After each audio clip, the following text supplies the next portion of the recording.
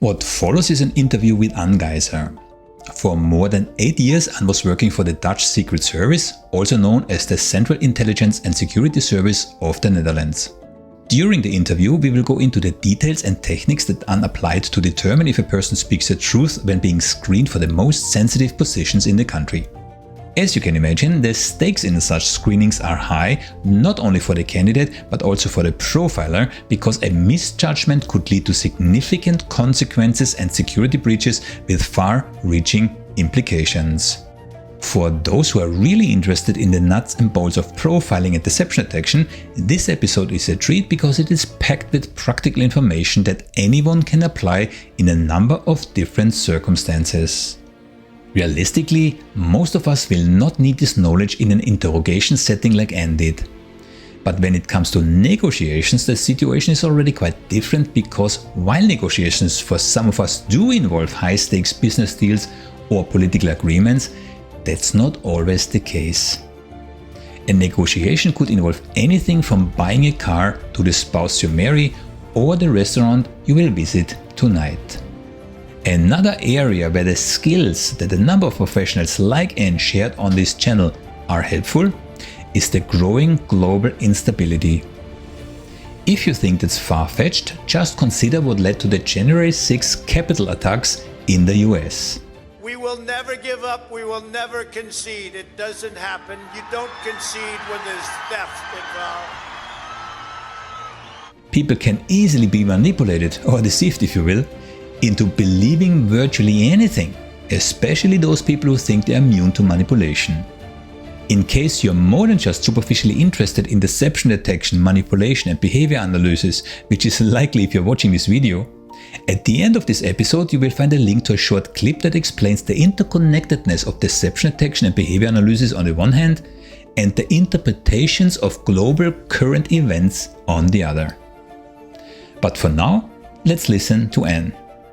Good, and here we go. An Gaiser, it's my absolute pleasure meeting you. How are you today? Yeah, I'm very well, thank you. Still busy working, but all fine to have a good conversation here. Great. We actually met, 2 or 3 weeks ago at the Behavioral Risk Congress in Amsterdam, where you have been a keynote speaker, and I have to say I was impressed twice. Yeah, first of all, of the overall quality of the Risk Congress. Yeah, it was way more interesting than I expected, and I also saw this on the participation of some other members of the audience, right? And then, of course, I saw your speech. And we talked about this already, but I found it really, really elegant how you did it. Yeah, it was like it came natural to you. Yeah, I didn't see any stress symbols. You knew very well what you were talking about. You had also very well thought about how to engage the audience. So I liked it very much. Yeah. Thank you for the compliment. Well deserved. Well deserved. Now, before we start, maybe you'll tell us a little bit about yourself. So I came across you because you were with the AIVD, that's the Dutch Secret Service. But maybe you start from a little bit the years earlier. How did you come to be a member of the Dutch Secret Service, the AIVD? Then we have to go back more than 20 years or so. This is how long my career has been already. Seems like time flies.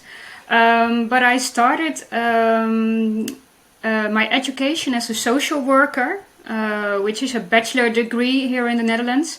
And I always wanted to understand behavior, and especially behavior that most people do not understand. And I want to think about how to interact with people who you don't understand.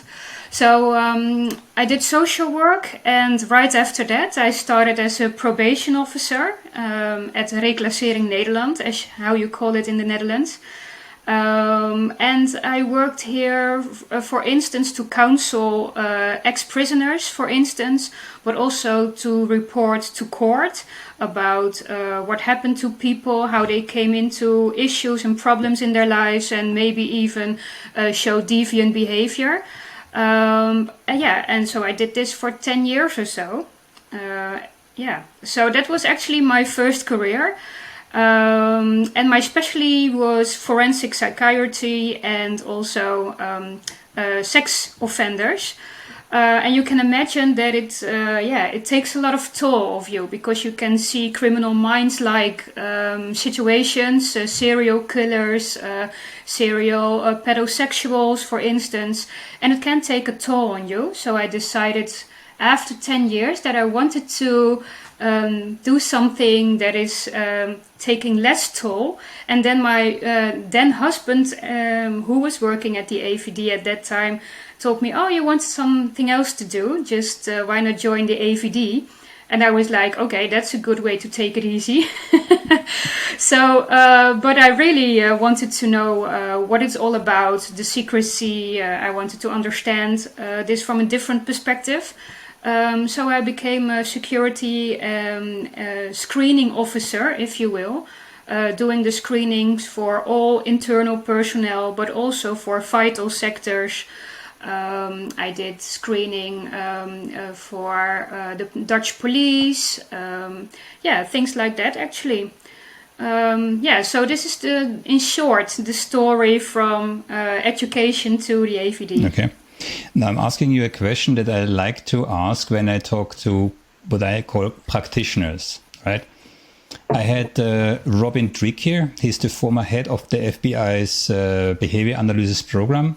I had his former boss and mentor, Jack Schaefer, interviewed. He is very interesting because he has not only a career within the FBI, a very distinguished career, but he's now professor at the Illinois University. And he wrote his PhD on text bridges, which we can discuss later. I had Lena Sisko on. I don't know if you know her. She is a former interrogator. She was in Guantanamo. And Steve Chancellor, he's the commander of CID. That's the U.S. Army Criminal Investigation Division, right? So you fall exactly in that line with your experience. I think how long have you been at the IVD? For 8 years. Okay. So the question that I have asked all those former interviewees, what type of training did you receive from the IVD? That's an interesting training, because at the IVD you get a training about conversation techniques, but it's all pretty basic.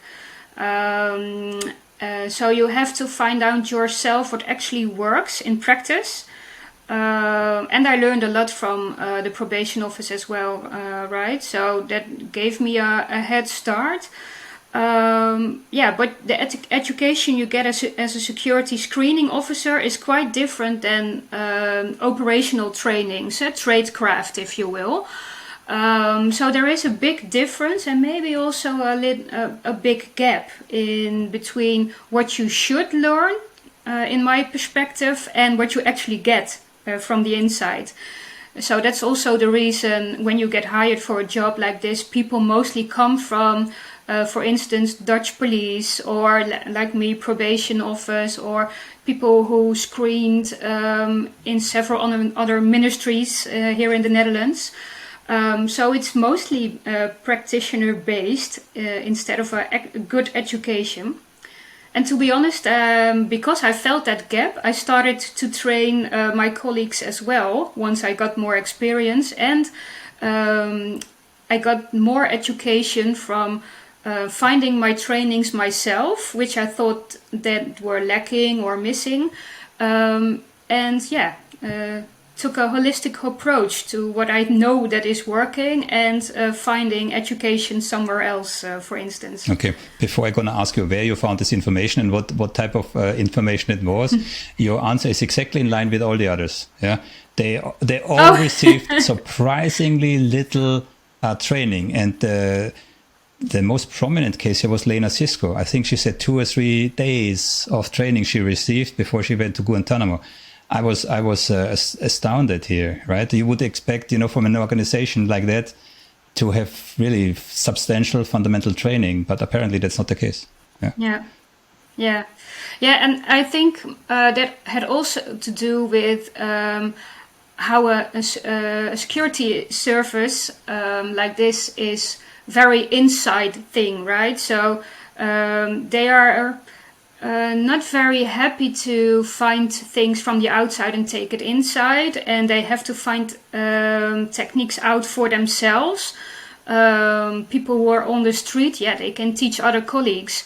So that is what you would expect, right? But if you try to figure out everything within the surface, you actually lack information, new science, it's not coming through. So I think they can learn so much from that and get more information from the outside as well. Okay, so where did you find the information? What type of information did you use to further your knowledge that's required for the task? Maybe I should start with a little history there as well.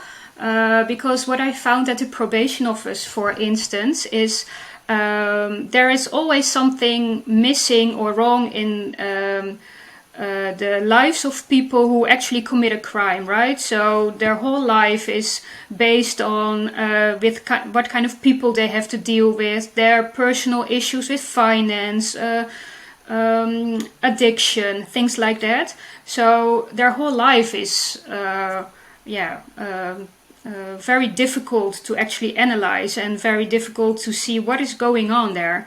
And sometimes you can find this little thread in someone's life who is what is actually good in their life. For instance, they have a good relationship, but everything else goes wrong. So you have this thread which you can actually help you as a counselor to help those people. With the probation or with the Secret Service, it was the other way around, right? So people would want to have a job where they have to deal with state secrets, and those people have a very professional life and job already. So then everything is okay in their life, and then you have to find that little thread, what might be a vulnerability in their life. So it's actually the other way around. But in both situations, I found that people were actually not always honest with me. Lying, for instance, when I found more documentation about their lives, for instance, which we always also do at the surface, right? So I really wanted to get more grip on that information. Can I find tools that help me to understand if people are actually lying, because I could be wrong as well, but also to argument the behaviors that I saw intuitively, and then see if I can argument then to come up with a case which I can say, okay, I think this person is not telling the truth.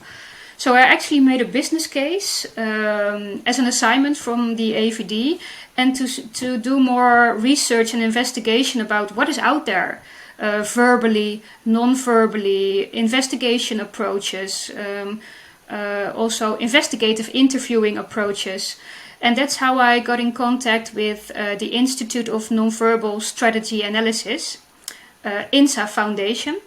And INSA Foundation is actually doing constantly research about the meaning of nonverbal behaviors in the face, together with the University of Amsterdam. So I found that very interesting, and I got my education there, and that made me a master nonverbal strategy analysis and a license holder. So I can actually use the INSA method to help me in my interviews as one of the tools. And also what's interesting, I also got in contact with a good friend of mine, Elsine van Os. She is director of Signpost 6 here in the Netherlands. And she is actually dealing with insider threat issues. She's a thought leader in this theme. And once I talked with her about how to deal with insider threats, how to investigate and interview them, she said, "You are actually an investigative interviewer, and I see all those approaches you use, and they are actually all methods. Do you know about this?" And I was like, okay, now I'm doing this all intuitively. So that's when I did some more research into what I'm actually doing. So that I could argument based on the methods that were obviously already there. So it made me also very aware of what I was doing intuitively versus the research and the science that is already behind that. So it was a whole learning experience for the last 15 years or so. How long were you with INSA? Because I understood you're no longer. INSA exists since 2011, and I started as a managing partner there in 2017, and I left in 2020. Okay, and you left, why? Yeah. Well, this is starting to be an interrogation. I looked at your eyes at the moment. Yeah, for sure. Well, I actually left because I was actually helping INSA to get the INSA method in the market, but also to give them more visibility, if you will. And I noticed that I was not helping clients anymore, and I actually missed doing my own research, doing my own interrogations or interviews or screenings or whatever in practice. And I wanted to start a new business where I can actually help clients again. So that's the reason why I left. And after that, INSA consultancy actually became INSA Foundation, which is a foundation right now. So they also changed their identity to only research, if you will. It's maybe a good point to briefly discuss your own company. What exactly are you doing with your own company? Yes, my own company is my name, An Gaiser Consultancy, and I see myself. I try to stay away from being or saying that I'm a non-verbal expert, because I think only other people can say if you are an expert, yes or no. And there are so many we can talk about non-verbals. So I like to call myself a non-verbal profiler. So I like to identify behaviours and see what I can do to investigate behaviours, if you will. So that's why I call myself a non-verbal profiler, investigative interviewer. I do cultural research investigations. I do integrity investigations.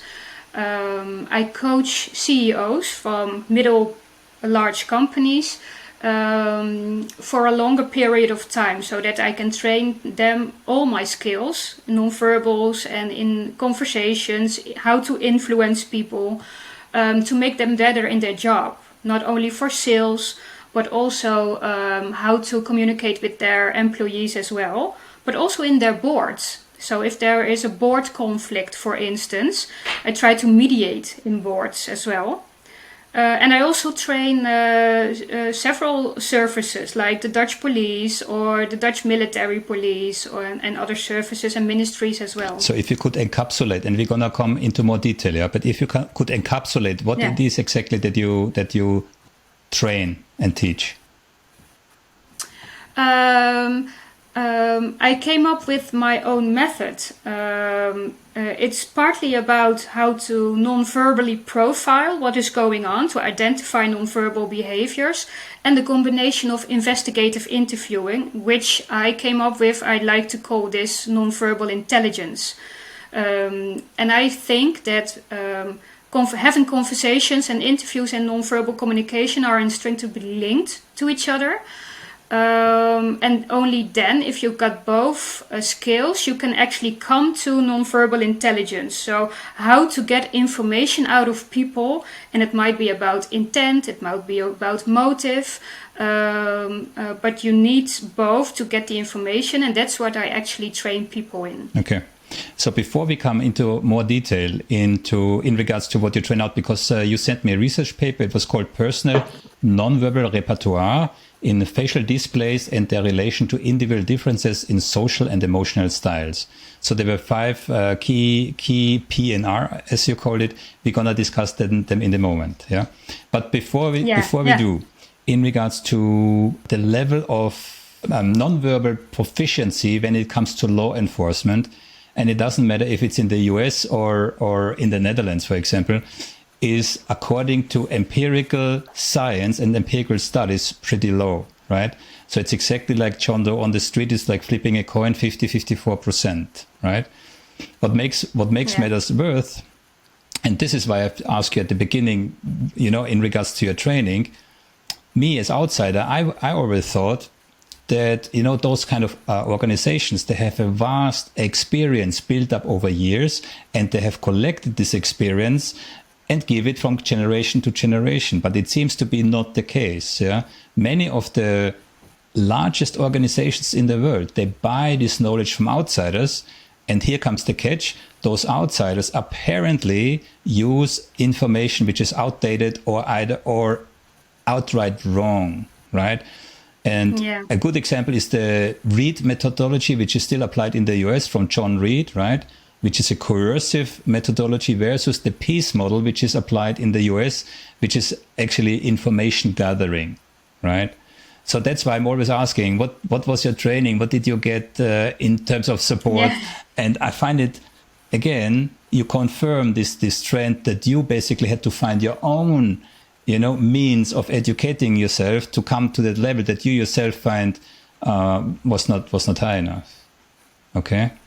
Yeah. So very true. So when it comes to your experience, and again, I'm not asking you to be indiscreet, yeah, but when it comes to your own experience in the IVD, yeah, how would you classify the general knowledge? Let's not go into details, yeah, but the general knowledge at the time when you started versus when you left. Was there any improvement? Was there any change? Was there any, you know, paradigm change? That's a very good question. I do think, I think we have to pull apart a few things, right? Because you have operational work from the Secret Service, and they have their own tradecraft skills, which I think are very good. But those are very operational skills, and you will never hear people talk about them on the outside. Those skills are actually very good. But when it comes to screening and influencing, indeed, all those techniques are very old. And what I actually did in the beginning is only train my colleagues who were screening as well. And they actually still use the methods, like an INSA method, for instance, which I know. But if they still are looking for new information after the INSA method, new research, I would say it's actually monotonous. So it stays the same constantly, because no one else is very reflective with them anymore about what else is there in the outside world. So I think they still use it. But I don't think they are very critical in reflecting if it's still new or they have to get it somewhere else. So it's difficult because I'm out here and I don't see everyday approaches anymore at the AIVD. So that's very hard to give a very good answer to that. Yeah. Okay. Overall, the quality of the work from the IVD, as far as you can comment, in the specific segment that you were working on. And you made an interesting comment. So, yes, as a stereotype, we all associate, let's say, criminals, with the classical outward, inward behaviors of a criminal. But you were actually screening people who, on the outside at least, had perfect lives. Yeah. So, as a matter of percentage, right? How often had you decline or reject, someone in your video screening? Mm-hmm. Well, to be honest, quite often still, because it's not only the interview, right? The AIVD also gathers information on in several ways, in different ways, like OSINT, for instance, right? Looking into online sources and things like that. And then you come to a little bit understand what is going on in someone's life, and then you try to fact check what is perception of someone, of us, but also from the person you have to screen. What's their perception of their lives? And sometimes someone doesn't even know that there is a small part in the life that might get vulnerable, or might make them vulnerable later on when they are in this new job where they have to deal with a state secret, for instance. So what you actually try to do is make a collaboration and try to understand what is going on in your life, and might there be certain vulnerabilities, because that's actually what I think that is missing a lot of the times.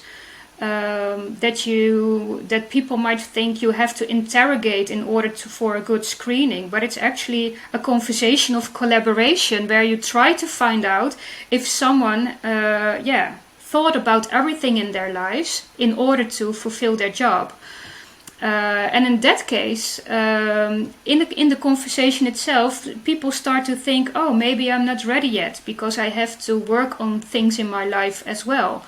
Maybe a relationship that is not going well, and their vulnerability that they will have an affair, for instance, or that they had other jobs which might give issues in the future. So that's why sometimes you actually had to reject people, or they say that they are not ready yet themselves. So I think it's 25% or so that is being rejected in my case. Okay. And I mean, you already outlined high level the reasons, but is it mostly reasons where you say, oh my God, that can't be, yeah? Or more like you just described, okay, there may be potential conflicts of interest, or that may open the door for blackmail or these kind of things. So what are the high ticket items there? I think there is no yes or no answer. Sometimes it can be very obvious that they have so many debts and that they are really approachable to EOs on the outside, for instance, intelligence officers on the outside, and then we say no, we should not do this. But like I said, it can be very nuanced as well. It's very difficult to give a yes or no answer to that, or what's the balance. Understand. And if we go now to your subject matter expertise, right, in terms of profiling people, yeah. And again, I come from a slightly different background, so my interest is in regards to negotiations, which I believe are very similar to which may have similarities with interrogations sometimes in certain situations, right? And I'm specifically interested in high stakes negotiations, right? Where there is a lot of money involved for everybody, business negotiations. I know as a matter of fact and as a matter of scientific research, there is definitely a high level of deception going on in negotiations, right? Some researchers even claim that in order to be successful in negotiations, you have to apply deceptive strategies. Now we can discuss what these kind of deceptive strategies are, right? Because they're different ones, right? But from a nonverbal, and this is actually my entry like 15 years ago, from a nonverbal perspective, I would be very much interested to hear what are the specific items that you look for and how you interpret them, because whatever you see, it's not a surefire sign. This is deception. It can mean, most of the time it means stress. Yeah. So again, what are the top 5 items, for example, that you are actively scanning for? Mm-hmm.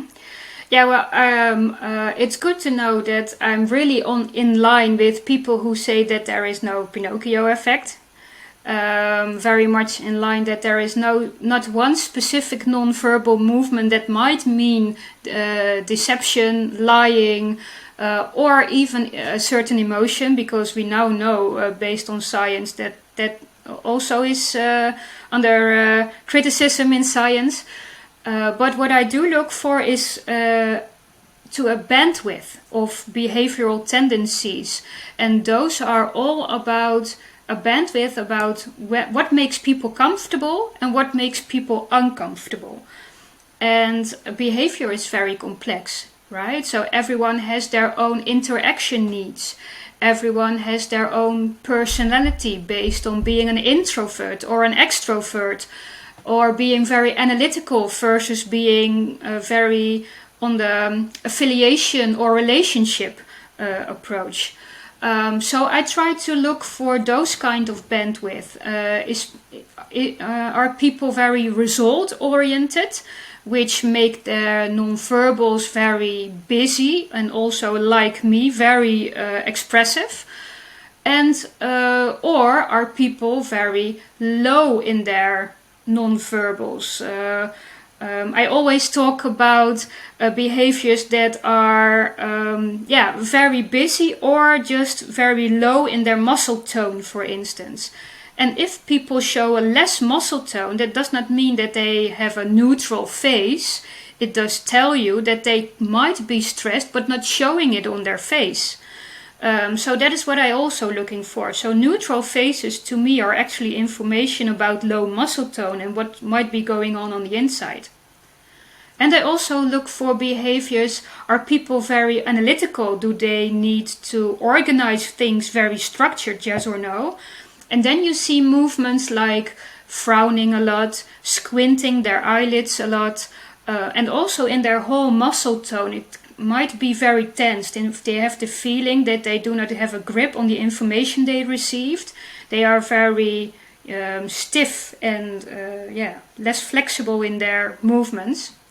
And people who try to affiliate based on relationship, they tend to be also very expressive and open in their communication, and those people smile a lot.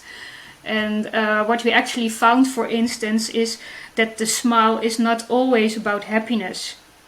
And that the smile can also mean that someone is looking to affiliate. And if they have the feeling that someone is not affiliating with them based on the relationship, they tend to smile because it actually does something with your hormones, with serotonin, oxytocin, the cuddly hormone, if you will. So if someone else smiles as well, and then you can affiliate again. So those are actually a few movements I actually look for. You just said something very interesting, because one of the things that I really credit Paul Ekman for is the mind-body connection that you just described. Yeah? Because a smile can physically alter how you feel. Yeah? And he found this out, of course, doing his research with Friesen, where they tried to simulate all those different emotions in their face. And there's a study where they actually indicated that doing so altered their feelings. Yeah? That doesn't necessarily make me accept all the research of Paul Ekman, although I studied a lot of them. But that's one of the things that's definitely confirmed. Talking of which, misconceptions. Yeah, I give you one. I would like to hear some of the misconceptions that you have encountered, but the most common misconception in the world, and we know this because there's a research group called the Global Deception Detection Research Team. They did a study in 75 different countries. There are 200 scientists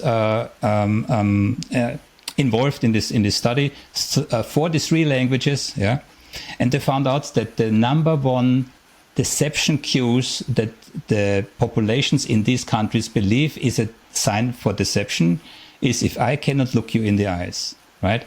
This is so deeply ingrained through, I don't know, movies, books, workshops, all kinds of things. Yeah. So now I hand it back to you. What other misconceptions have you encountered which are so deeply rooted in society and in law enforcement? Yeah. Well, if you look at eye contact, for instance, there is also this debate about neuro-linguistic programming, right? NLP, where they think if you look in a certain way that something comes from your creative mind or something comes from your rational part of your brain, which means that if someone asks you to get something out of your memory and you look to the creative part of your brain, that you would be lying. Well, that's actually there was this researcher Weissman in 2012 already who said, well, we cannot confirm this because we only know that people might be processing in different ways, but it doesn't tell you anything about lies or deception or etc. And like I said before, everyone has their own bandwidth, and sometimes it might be comfortable just to look away in order to really understand what someone else is saying. So that NLP is one of those big misconceptions. The smile, like I told you before. And what is also a very big misconception is when someone is not showing emotions in their face, that the emotion would not be there. And what we now know is that some people tend to lower their muscle tone. It's maybe like an animal or a hamster or a deer, if you will. If they are in shock, they just fall down to the ground and show no muscle tone, because maybe then their predator cannot see them anymore. And people actually respond the same way. If they feel very stressed, some people tend to draw inwards in order to not be seen. And that actually means that you have to lower their state of mind of stress instead of putting more pressure. Because if you put more pressure on those people when you see those signals, then you know you are on the wrong track, if you will. Yeah, so that's a very big misconception. There could be another reason, because deceivers know that their nonverbal communication, their body language, can give cues away. So that's why, certain movements, especially from the hand, which are more conscious than movements from the lower body, and the face, of course, are quite restricted on a conscious level, just to make sure. But that's not possible. But you said freezing, So if I understood this correctly, and please correct me if I'm wrong, I think it was through INSA, the INSA methodology, you have 4 types. And one of those 4 types is freezing. Maybe you briefly explain freezing and the other 3 types. Yeah. Well, I actually gave a few clues already. But indeed, INSA found 4 several types or behavioral tendencies, if you will. And one of the types is what they used to call freeze. And now they call this type, they draw inwards, right? So they adapt according to the situation or draw inwards. And what you see with those people is that they actually have this low muscle tone.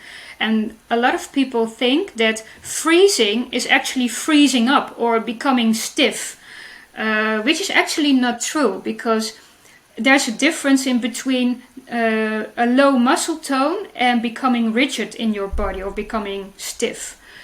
So freezing is one of those types. And then you have flight, and people always think of flight of you have to run away from a certain situation.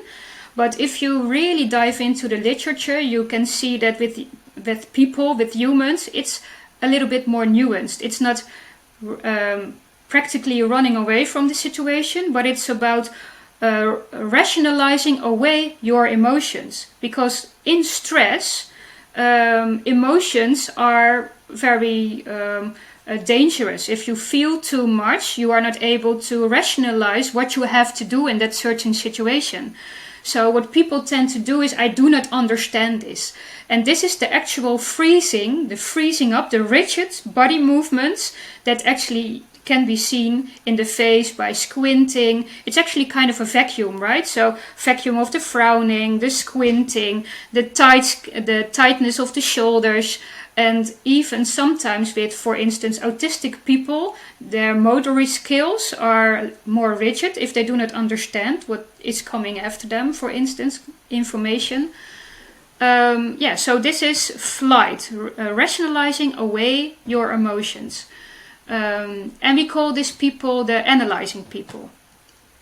And then you have also fight. And most people think that fight is always about being dominant, being aggressive. But what we found in literature, for instance, that fight is not actually about offensive mechanisms, but about defensive mechanisms. So if the danger is too close, you have to push it away.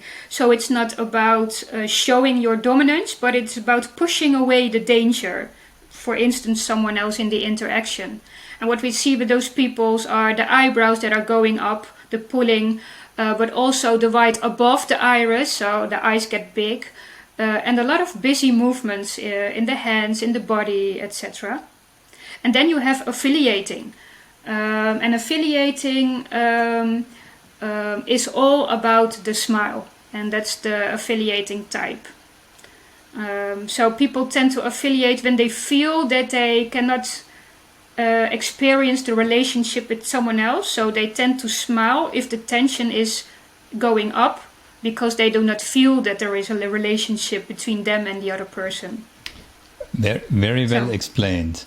And now we can dive even one level lower to get into more detail when we talk about the 5 different PNRs, so personal nonverbal repertoire items.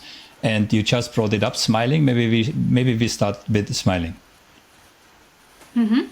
Yeah, smiling, we see that as the type 4. So type 4 is all about the smiling, the affiliating. You see the corners of the mouth go up, and also the cheeks the cheek muscles tend to go up as well. So that is type 4. Type 3 is on the other side of the spectrum, so that are the analyzing people. Type 4. Okay, type 3 would be. So okay, you talk about the type still. Okay. I'm still. I'm still trying to digest, muscle movement. So yes, you're right. Orbicularis oculi pulls together with smiling. Yeah. So we have the fake smile, Duchenne smile, that type of thing. If we come back to Paul Ekman, that type of thing. I actually don't think of fake smiles or no fake smiles. I don't actually. The Duchenne smile is actually also a little bit outdated, I think, because what we see is if people smile, it's always real, because it's about the intention to collaborate with one another, to build a relationship. So the intention is, I want to build a relationship with you, and therefore I smile. And the motives behind that might be interesting still, because some people want to build a relationship because they want to influence someone else or want to deceive someone else. And what we know is that, okay, that's a fake smile, right? I just show a little smile like this, or the how do you call it, on the workplace when you are in the hall and you are like, okay, I do not want to have contact with you, just a small smile, and then I can proceed with what I'm doing. But it's all about affiliating. So a fake smile or a real smile are actually judgments, your own judgments about how you perceive a smile. But it's not actually about the motives and the intents of the people who is showing the smile. So that's actually a nuance I always make. I saw in my research that there is a desire sometimes to appear cooperative, which I'm sure you know from your interrogations, versus to really be cooperative. Yeah, and there's conflicting scientific evidence who indicates both ways, right? Which one type says, okay, the fake smiles are only concentrated on the lower part of the smile of the face, whilst the genuine smile has to involve the orbicularis oculi and these kind of things.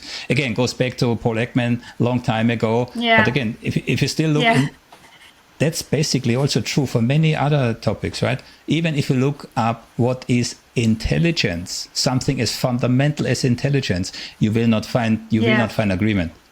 Yeah. No. And what's also interesting, you can have a fake smile and still draw up your cheeks, right? So then you can still see all those little lines on the side of the eyes. So it's all about judgment still. I understand. Good. Yeah. The next one is blinking. And before we dive in there, I was particularly interested not only in eye gaze, pupil dilution, but also blinking. Yeah, and one of the misconceptions, very common misconception, is if you blink with your eyes, you're either nervous or you are lying. Whilst in fact, and again, this is empirical evidence. Yeah, we have studies documenting this. The moment cognitive load is high, like when you're lying, for example, the blink rate actually decreases. Once the lie or the cognitive load has passed, then you have a compensatory period where the blinking increases. Yeah. So if someone looks at the blinking of the eye, you miss the lie because you're too late. When the blinking takes place, the lie is already gone. Yeah. And actually that reminds me of the latest article Vincent Deneau wrote about that you cannot actually count blinks at the same time as interpreting them and trying to find out with a certain question if someone is lying, all in the same time frame, which might be true, but you can do something else, because even with what you say, it still depends on the person. So blinking, what we found with the INSA method, it is people who are analyzing constantly, they already have a high blink rate because they have to process the information. So they most of the time, they look away, trying to understand the information they get from someone else, and they process, okay, what do I think about this? Do I think this is correct, yes or no? And then they start to blink as well. But what we know of people who are more active, more result-oriented, they blink less because they only can see when interaction danger, or their perception of the interaction and danger, is very nearby. So if you close your eyes when danger is very nearby, you know what happens, right? Then you are dead, for instance. So we know that those people tend to blink less already. So it can be very nuanced, and also based on the behavioral tendency, if someone is blinking a lot or someone is blinking less. But it is interesting because when someone is not blinking a lot, and you ask certain questions and then someone starts to blink, then you know, okay, I have to really test if this is going through my interrogation. But you have to have other techniques when you know someone is blinking constantly already. Then you have to find other cues.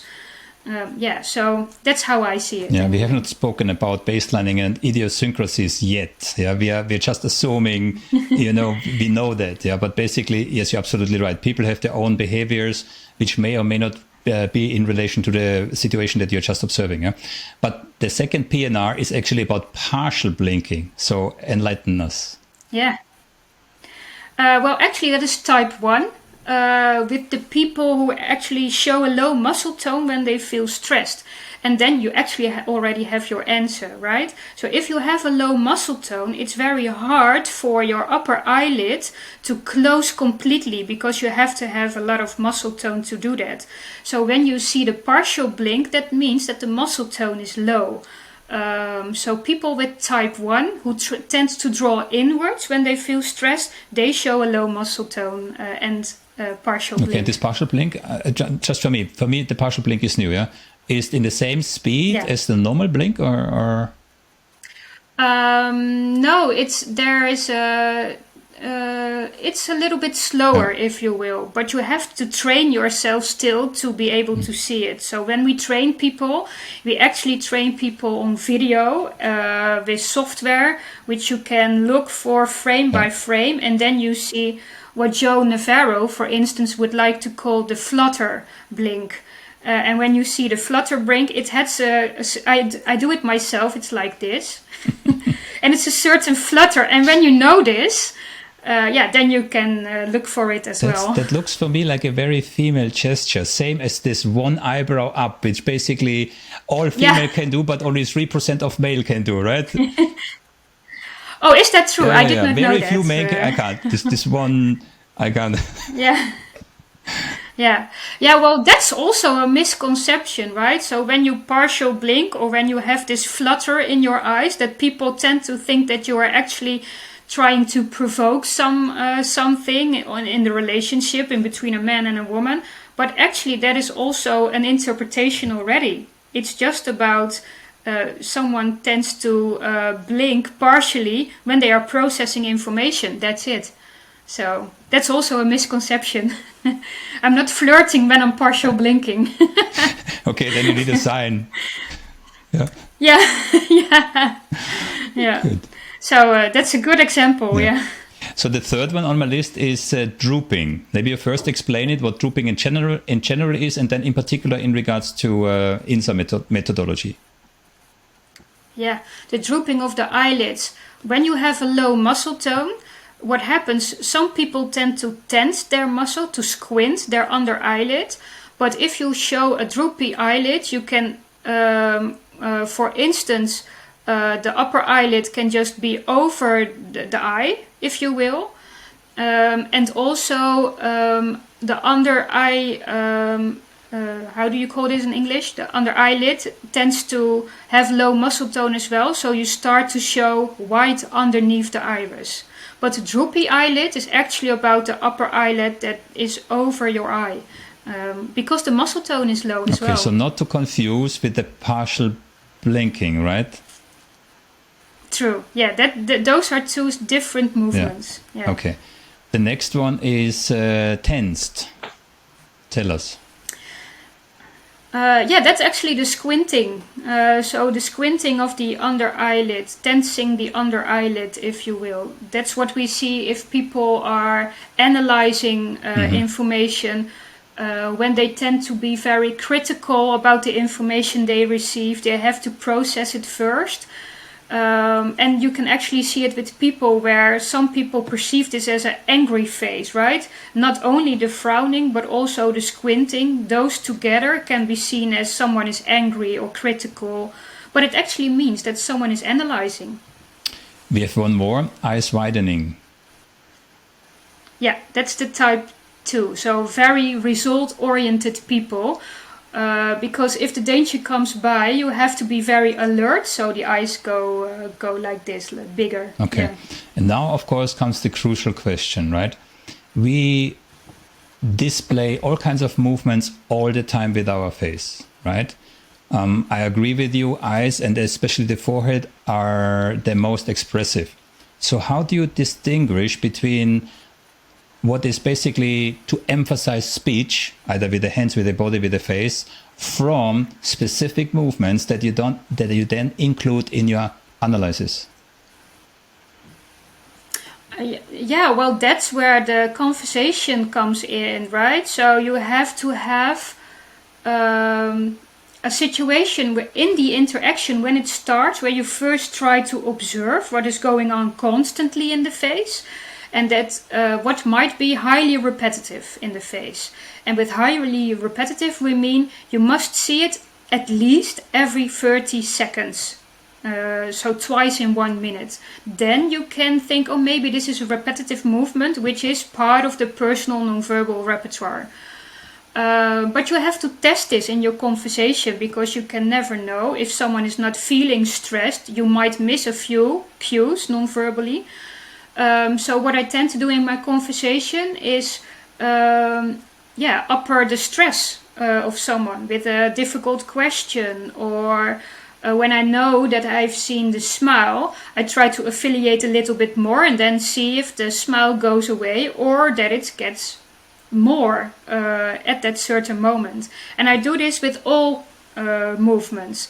So when I have an idea, an hypothesis, if you will, then I start to do the opposite of the interaction need of someone else, and then you get the bandwidth of comfortable, uncomfortable behavior. So you need your investigative skills, your conversation skills, in order to check the PNR. Yeah, I think you said something very important: comfortable versus discomfort.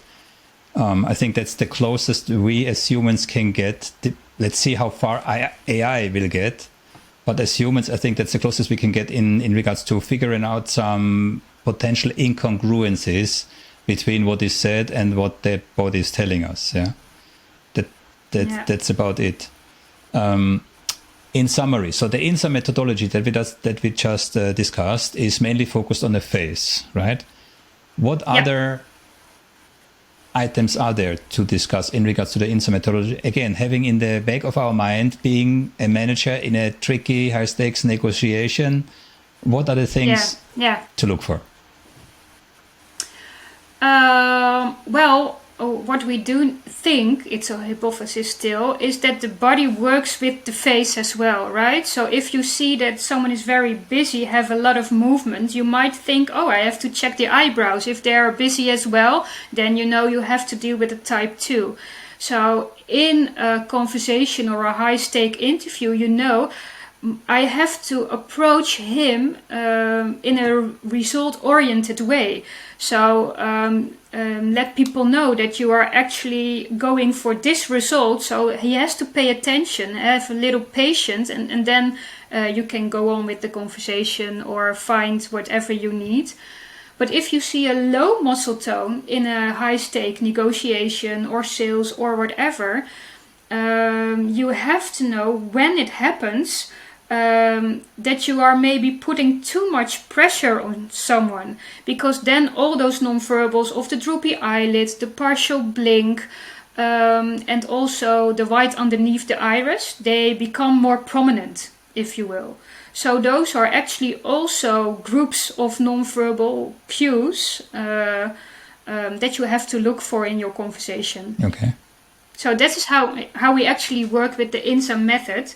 And of course, the INSA method is not only what I work with. It's just an instrument to understand the interaction needs of someone else in order to see what you need to get the information out of Okay, people. now you opened the door yourself. You said it's not the only thing you work with. So what else is there? Yeah, still, of course, some people say, for instance, Paul Ekman is completely bullshit. Let me say the word. Other people think, oh, there might be an emotion. But what we do know is that Paul Ekman's micro expressions are mostly about how you interpret an emotion on the face of someone else. It's emotion recognition, not emotion production. But what I do is use several methods all at once. So now I know with the INSA method what someone's bandwidth is, what their interaction needs are. And if I am able to make someone very comfortable and still see other signals, like for instance a micro expression of disgust, then I actually check if the disgust might be there because of a certain motive or interest or etc. That does not mean I think the emotion is there, but I do know that there is more information I can use. But also methods like Joe Navarro, when he speaks about where the foot is displaying. Is it displaying towards the door, yes or no, for instance? What are signals of stress, like Joe Navarro tells us? And it's not like I think that this is actually the case, but I always think of nonverbals in okay, what scenario might there be behind a specific nonverbal? So I'm actually very holistic about my approach. Yeah, and I think you scratched a couple of times on it already, right? So whilst I think we agree that nonverbals are not suitable for deception detection, they definitely have value when you analyze them in or through the lens of evolutionary psychology, right? I think we scratched the surface there already once or twice. Because in our modern skulls, we still have ancient minds, which were designed to deal with challenges from ancestral times. And these programs are very, very strong. Just one example, I interviewed Tim Levine and Steve McCormack in separate interviews in regards to, Tim can be known as through the truth default theory, right? Now, the truth default theory says that, we are very much disinclined to believe that someone is lying. Basically, we believe most of the things someone is telling us. Yeah, I will not repeat the whole thing. Yeah, but I was in a management situation, 10, 12 managers in the evening, long table, and somebody next to me told the most incredible story. In retrospect, I thought unbelievable in the literal sense, and it took me way too long to realize they're pulling a joke on us, right? It was such a story. And I told Tim, the moment I realized it, I immediately had Tim Levine, Truth Default, in my mind. Immediately. It was, where I want to go with this is, these programs in our mind are extremely strong. And this is where, again, nonverbal communication comes in. If you're in a situation that mimics challenges from a couple of thousand years ago, we react exactly the same way. And that are cues that we can read. It doesn't say anything about truth or lie, but those are things that can be read, right? Now, yeah, very interested. I would like to ask you. Now we talked about nonverbal, done. Verbals, yeah, the spoken words. Is there anything that you can comment on? Well, there is so much research about it, but it's not my specialty, if you will. when something is paralingual but what I do look for is tone of voice, how people breathe, and if it's very choked, for instance, their voice, what kind of words do they use? For instance, what we do know, and I also base this on the INSA method, for instance, if people who are squinting a lot and are very analytical, they use certain words like, I do not understand this, so their pronunciation is very strong. This information is wrong, we need to check, etc. So it's very, the pronunciation is very there, and also a little bit dominant, if you will. But type 1 people who tend to draw inwards, they tend to use words as, this does not feel right. And then you try to find out, okay, what is not feeling right at the moment? And then they cannot give you the answer because they are feeling at that time, not rationalizing, but feeling. And when they do that, they also tend to soften their voice. It gets lower, for instance, but also it's very monotonous. How do you say that in English? Monotone in Dutch. Okay. And people who speak very fast are also the result-oriented people. So these are the things I actually look for in speech and the words they use as well. Okay. I think it's a nice segue into, on top of the hour, a last little story coming back to nonverbal communication. I'm tempted to ask what have the backside of the shoes to do with nonverbal communication. Yeah? But there is a study. I mean, I don't have to tell you where males look like when a female leaves the room. But I can tell you that female, or in a statistically significant proportion of females, look men at the backside of their shoes when the men leave the room. That's nonverbal communication, and it has to do, believe it or not, with evolutionary psychology, because it says something about the status and resources of the male, right? Wow. Yeah. Okay. Do you have any such examples from your repertoire? No. PNR. I actually.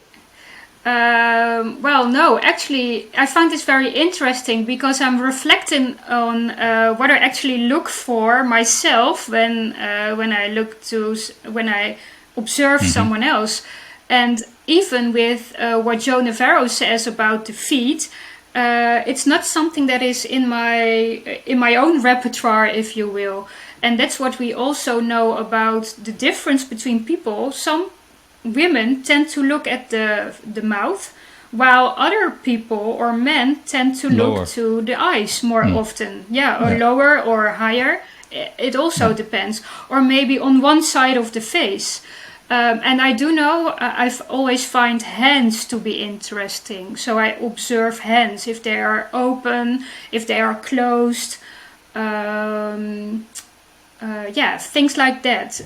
So that's my own repertoire, or what I tend to observe intuitively. But it's not really in my specialty based on science or so. Understand. Yeah. Okay. Did I miss any topic that is of special interest to you? Well, we did approach also the combination of nonverbals and investigative interviewing, right? Where with nonverbals in science, we tend to see that certain techniques or certain movements or cue do not have one certain meaning. And that is also the case with investigative interviewing, right? A lot of interviewers tend to use a certain protocol or a questionnaire to help them to start the conversation and things like that. And what I also am specialized in is that also with investigative interviewing, you need to be very flexible still. And I always tend to say, if you are used to use a certain protocol, interview protocol, nonverbal protocol or method, if you are not flexible enough, you are not able to deal with the complexity of behaviors in interaction. So I always tend to say the interview protocol is actually the person in front of you instead of what you have wrote down before you go into your interview or interrogation. So I think that is very important as well. You have to have a flexible approach in every conversation. That's a key point. Personal biases from the investigator. Again, a research in America, 75% of investigators going into a interrogation believe that the suspect is guilty with the comment, "Why else would I interrogate him?" This is a self-fulfilling prophecy, right? This is again this coercive, investigation focusing on getting a confession versus actual information gathering and truth finding. The impacts and the consequences of this approach over the last 75 years is just not to overstate, right? So biases, cognitive biases, stereotypes, self-reflection, all these kind of things. Okay. Very important. Absolutely. And we will see us in Prague in 3 months in March. This time the role will be reversed. Last time I was the observer and you were the speaker. Yeah. Now the roles will be reversed, and I look forward to your feedback. Yeah, I'm looking forward to hear you speak as well, for sure. Okay. Anne, thank you very much for your time. It's really appreciated, and all the best for your future. Yeah, thank you as well, Thomas. Thank you. That's it for today. Consider liking and subscribing if you appreciate the content. It costs you nothing and helps this channel. Thank you for watching.